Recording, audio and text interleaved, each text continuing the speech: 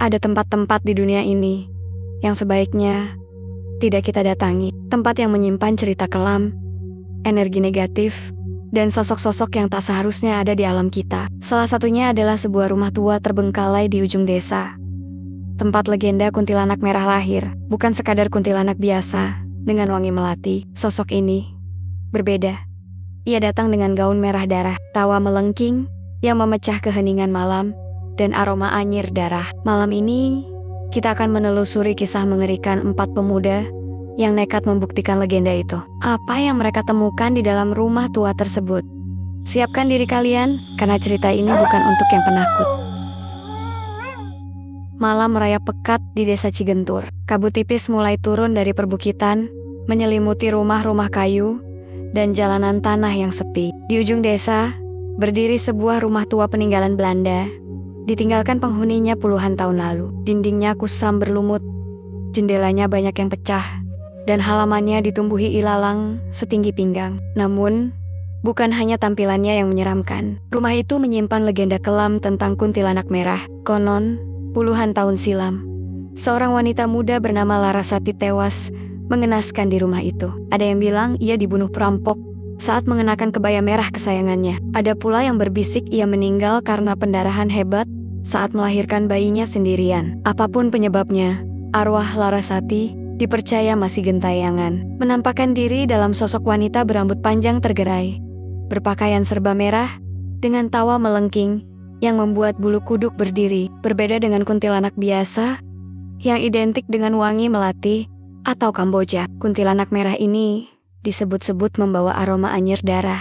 Malam itu, 4 pemuda dari kota, Bima, Ryan, Dewi, dan Sari, datang ke desa Cigentur. Mereka adalah mahasiswa pecinta misteri yang tertantang untuk membuktikan keberadaan kuntilanak merah setelah mendengar ceritanya dari internet. Bima, yang paling berani atau nekat, memimpin teman-temannya menuju rumah tua itu selepas tengah malam, berbekal senter dan kamera ponsel.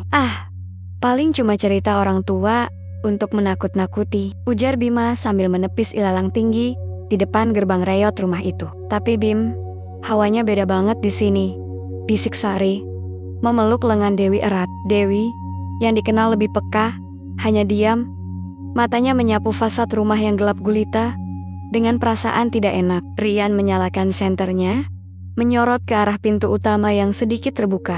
Oke, kita masuk sebentar. Ambil beberapa foto, terus pulang. Jangan lama-lama. Mereka melangkah masuk dengan hati-hati.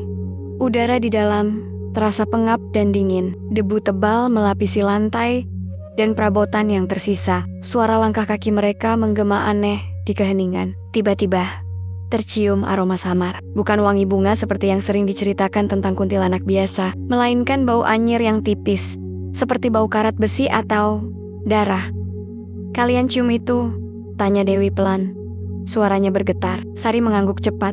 Wajahnya pucat pasi. Bima dan Rian saling pandang, mulai merasa ragu dengan keberanian mereka. Tiba-tiba, dari lantai atas, terdengar suara cekikikan pelan. Suara itu lembut, namun terdengar begitu dekat dan dingin. Mereka berempat membeku. Rian gemetar, menyorot ke arah tangga kayu yang lapuk. Cekikikan itu kini terdengar lebih keras, lebih melengking, seolah mengejek keberadaan mereka. Ayo pergi, pekik Sari, menarik tangan Dewi. Saat mereka berbalik hendak lari, sosok itu muncul di ujung lorong dekat tangga. Seorang wanita berdiri membelakangi mereka. Rambut hitam panjangnya tergerai hingga hampir menyentuh lantai. Ia mengenakan gaun atau kebaya panjang berwarna merah kusam, seperti merah darah yang sudah mengering. Perlahan, sosok itu memutar kepalanya. Wajahnya pucat pasi, dengan lingkaran hitam di bawah mata yang kosong dan gelap. Bibirnya menyunggingkan senyum lebar yang mengerikan. Tidak ada tawa lagi, hanya keheningan mencekam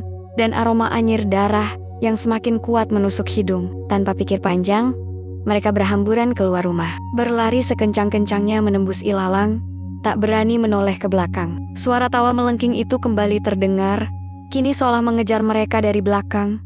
Semakin dekat, semakin keras. Mereka baru berhenti berlari ketika sudah mencapai jalan utama desa. Terengah-engah, dengan jantung berdebar kencang. Tak ada yang berani bicara, wajah pucat dan tatapan kosong.